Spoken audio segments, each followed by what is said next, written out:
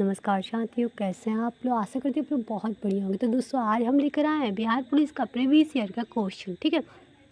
तो आज ये जो है बिहार पुलिस का प्रीवियस ईयर का क्वेश्चन कब का है? तो 25/11/2018 मतलब 2018 में एग्जाम हुआ था, उसी का प्रीवियस ईयर का क्वेश्चन है, ठीक है। तो चलिए स्टार्ट करते हैं बिना देरी के। अगर आप फर्स्ट बार आए हैं हमारे चैनल पे तो चैनल को सब्सक्राइब कर दीजिएगा ज़रूर और बेल आइकन बटन को ज़रूर दबा दीजिएगा, ठीक है। चलिए आगे बढ़ते हैं, क्वेश्चन को देखते हैं।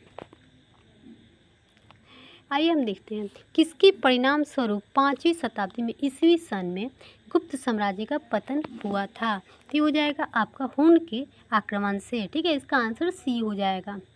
चलिए हम आगे बढ़ते हैं। अब हम आ रहे हैं कि प्रशासन के क्षेत्र में चोल राजवंश का मुख्य योगदान क्या है। तो ये हो जाएगा एक संगठित स्थानीय स्वशासन में, ठीक है। इसका आंसर डी हो जाएगा।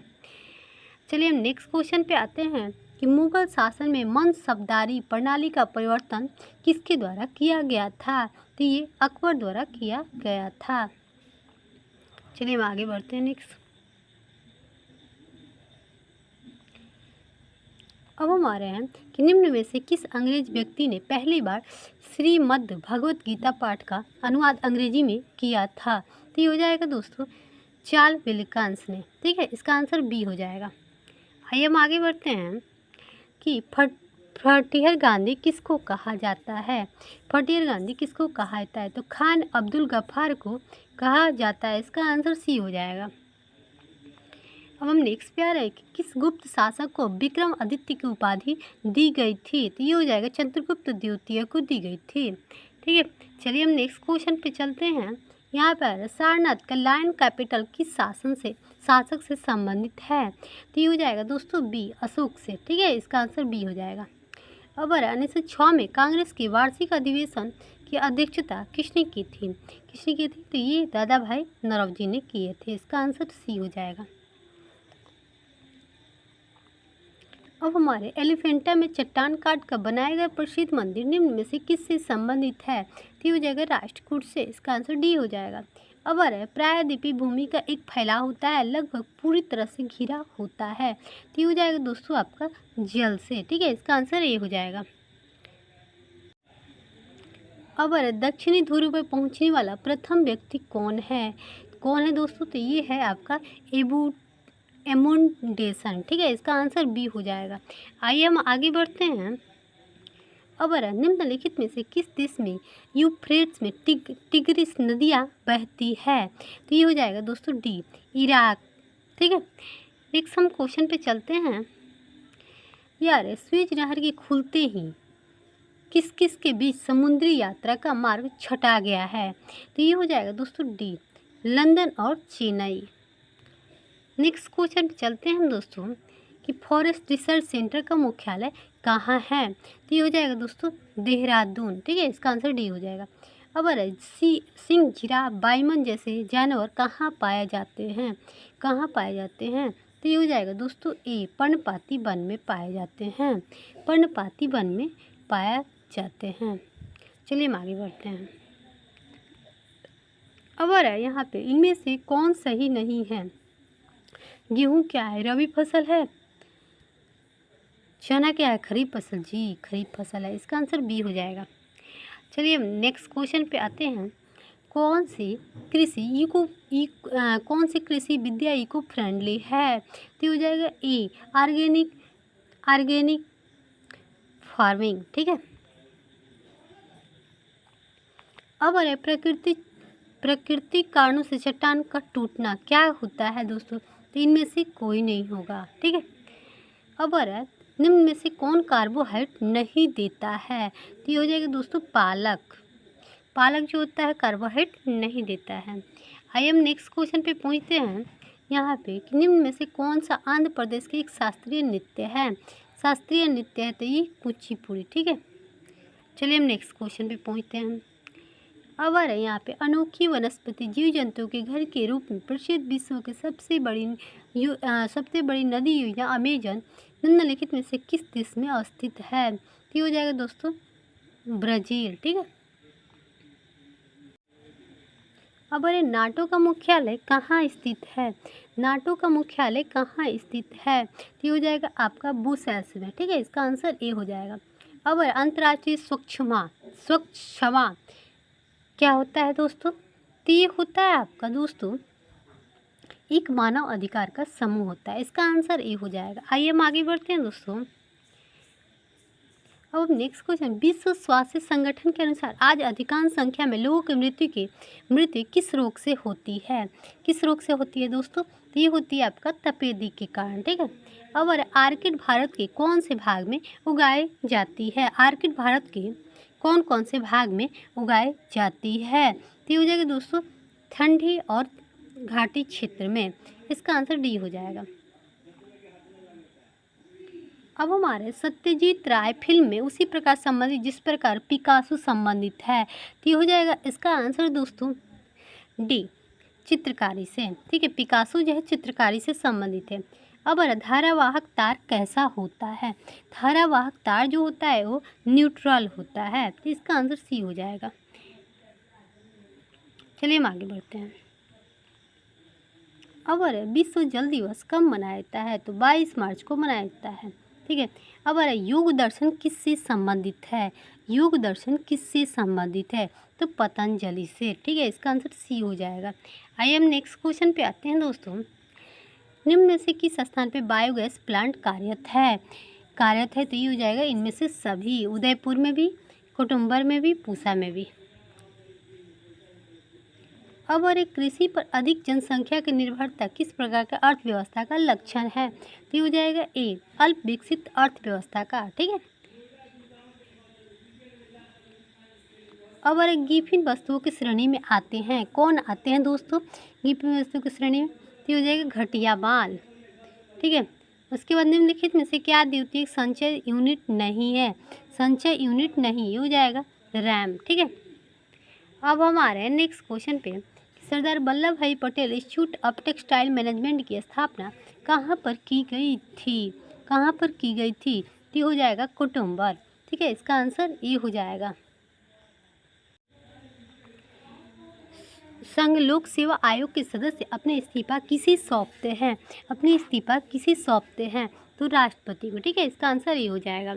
आइए हम नेक्स्ट क्वेश्चन पे आते हैं कि महिलाओं के लिए राज्यसभा में पारित आरक्षण विधेयक जिसमें 33% आरक्षण का प्रावधान किया गया, इस किसका संबंध किससे है? तो हो जाएगा दोस्तों आपका संसद और विधानसभा से। इसका आंसर बी हो जाएगा।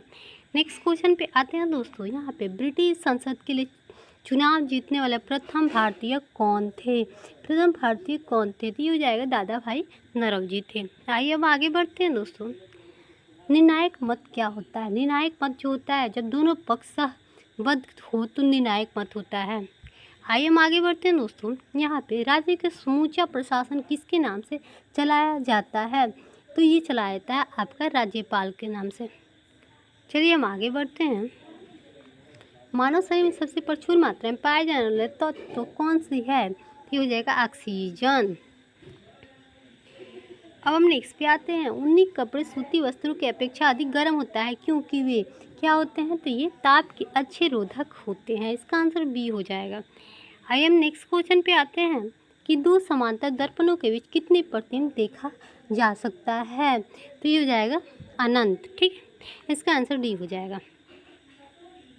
अब आ रहे हैं हम नेक्स्ट क्वेश्चन। जब किसी उदासीन धातु के गोले को धनात्मक रूप से अवशोषित कांच के छड़ के संपर्क में अवशोषित किया जाता है तो ये गोला क्या होता है? तो ये गोला इलेक्ट्रॉन गंवाएगा। ठीक है, अब आएगा रात्रि को आकाश में कौन सा ग्रह लाल दिखता है? तो मंगल ग्रह लाल दिखता है। इसका आंसर बी हो जाएगा।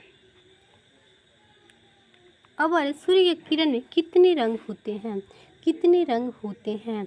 तो 7 रंग होते हैं। इसका आंसर डी हो जाएगा। अब दो वेक्टर जिसका मान अलग है तो क्या है? उसका परिणाम शून्य नहीं हो सकता है। इसका आंसर सी हो जाएगा। चलिए इसको नहीं देखते हैं, इसको बनाना होगा। ठीक है, ये क्या बोलते हैं उसको? साइंस का क्या है? याद नहीं यार, आप लोग बताइए कमेंट करके क्या है। अरे उसको क्या बोलते हैं, याद नहीं है, माइंड में नहीं चल रहा है। ठीक है, न्यूमेरिकल है। ठीक ठीक है।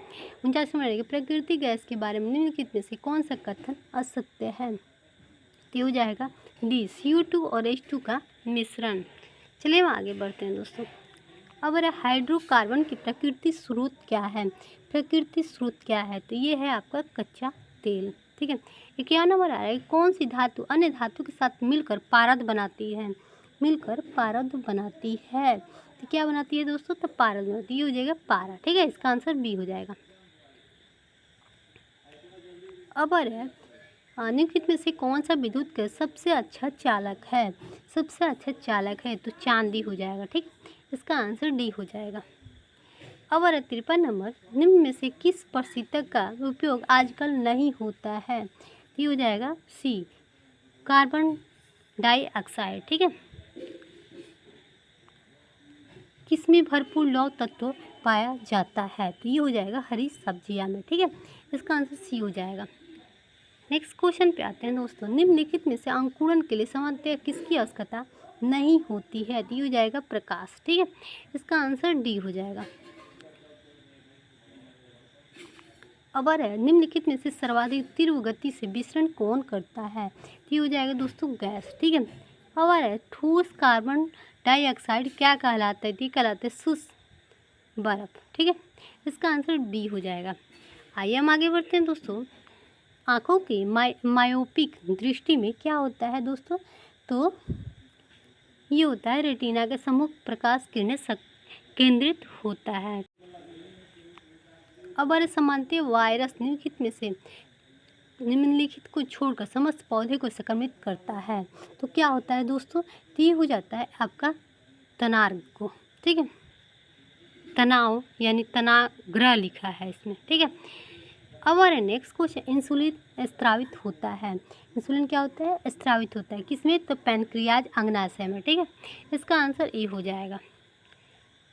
अब यहाँ पे आ रहा है कि क्या बोलता है, choose the word which the most nearly the same in meaning. इसका सेम मीनिंग ही इसको चूज करना है इसका, ठीक है। तो इसका सेम मीनिंग क्या हो जाएगा दोस्तों? तो इसका इकोनॉमी हो जाएगा, ठीक है। आइए हम आगे बढ़ते हैं। अब इसका कह रहा है कि अपोजिट क्या होगा? अपोजिट रिजेक्ट का क्या होगा? तो एक्सेप्ट होगा। एक्सेप्ट होगा दोस्तों, एक्सेप्ट होगा, ठीक है। इसका आंसर ये हो जाएगा। मतलब उल्टा शब्द है दोस्तों। फिल इन द ब्लैंक्स यहाँ पे क्या होगा, ठीक है। स्पोकिंग मतलब यहाँ पे जो भी हो तो इसको हो जाएगा, इसका आंसर जो हो जाएगा ए हो जाएगा, ठीक है। टू होगा। आइए हम आगे बढ़ते हैं। यहाँ पे give in one word for the following एंट्राट्रेंस ए पीरियड ऑफ 100 ईयर। तो इसका क्या हो जाएगा दोस्तों? तो इसका हो जाएगा कंट्री। चलिए हम आगे बढ़ते हैं दोस्तों। अब इसमें से ना सही वर्ड को चूज करना है। कौन सही वर्ड है? तो हो जाएगा सी, इसका आंसर सी हो जाएगा, ठीक है। इसमें से खोज कर लिखना है, ठीक है।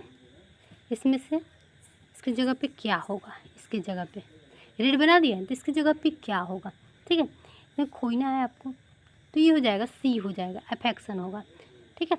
कुछ अंतर दिख रहा है इसमें? कुछ अंतर दिख रहा है, सही ये गलत लिखा हुआ है, सही चीज़ ढूंढना है। वैसे ही एक्टिव और पैसिव बनाना है, इसका क्या होगा? आइए हम बताते हैं। इसका एक्टिव और पासेज बनाना है, ठीक है। एक्टिव से पासेज में चेंज करना है, तो इसका क्या होगा? इसका जब चेंज कीजिएगा तो क्या होगा? इसका आंसर जो हो जाएगा आपका डी हो जाएगा, ठीक है।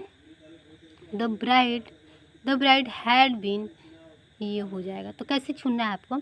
सबसे जिसको नहीं आता है तो इसको ऐसे सबसे लास्ट वाला कुछ उठाना, फिर हैड बीन लगाना जब सिंगुलर हो तो, उसके बाद ये वाला लगाना लास्ट वाला, फिर ये वाला लगा देना, काम खत्म। सबसे पहले फर्स्ट वाला को उठाना, फिर क्या उठाएगा आप? हैड बीन लगाइए, हैव बीन से पूर्ण होगा तो हैव बीन और सिंगुलर होगा तो हैड बीन, और उसके बाद क्या लगाइएगा? ये वाला लगाइएगा, लास्ट में ये वाला लगा दीजिए, काम खत्म। आप लोग एक्टिव पासेज बना लीजिएगा, आएगा तो, ठीक है। कोई इसमें कुछ नहीं करना है। अब नेक्स्ट अशुद्ध वर्तनी वाले शब्द का चुनाव कीजिए। तो क्या हो जाएगा दोस्तों? ये हो जाएगा अमावस्या, ठीक है। नेक्स्ट क्वेश्चन पे आते हैं दोस्तों। यहाँ पे कि चयन शब्द में संधि के सही नाम चयन करें। तो चयन करें तो कौन सा नाम होगा? तो आयादी स्वर संधि, इसका आंसर डी हो जाएगा। अब हम आ रहे हैं, तू डाल डाल मैं पात पात, लोकावृत्ति की सही अर्थ चुने। तू डाल डाल मैं पात पात। तो ये हो जाएगा इसका आंसर, एक से एक बढ़कर चालाक होना। तुम डालो, कहते हैं ना कि तुम डाल डाल तो हम पात पात, तुमसे भी हम चालाक हैं। ठीक है, आइए हम आगे बढ़ते हैं। अब आ रहा है यहाँ पे पत्थर का परिवाचिक शब्द चुने। पत्थर का परिवाचिक शब्द चुने, तो ये हो जाएगा पाषाण। ठीक है, अब आ रहा है अमित। अमित शब्द का श्रुति समविनार्थक शब्द चुने, तो ये क्या हो जाएगा दोस्तों, तो हो जाएगा सी, अत्यधिक शत्रु। इसका आंसर सी हो जाएगा। अब आ रहा है यहाँ पे जिसमें मुकदमा चल रहा है वो वाक्यांश के लिए एक शब्द चुने। वाक्यांश के लिए शब्द चुने, तो ये हो जाएगा डी, अभियुक्त। ठीक है, 74 नंबर, सत्य बोलो परंतु कुट्टू सत्य ना बोलो। किस प्रकार का वाक्य है दोस्तों, किस प्रकार का वाक्य है, तो ये है संयुक्त वाक्य। इसका आंसर सी हो जाएगा। अब हम नेक्स्ट पे आ रहे हैं दोस्तों, ये मैथ है। मैथ कोई हार्ड नहीं है, बना लीजिएगा, बहुत ईजी है। देखिए केवल मैथ दिख रहा है। तो दोस्तों आप लोग बताइएगा कि मैथ का भी अगर आप लोगों को क्लास चाहिए तो कमेंट कीजिएगा, वरना मैं मतलब जीके जिस तो क्लास दे देती हूँ। ठीक है, तो फिर मिलते हैं हम नेक्स्ट वीडियो में। अगर मैथ की क्लास चाहिए तो आप लोग कमेंट कीजिएगा, वरना कोई नहीं है, हम जीके जिसका ही क्लास देते हैं, सही रहेगा। ठीक है, बाय दोस्तों।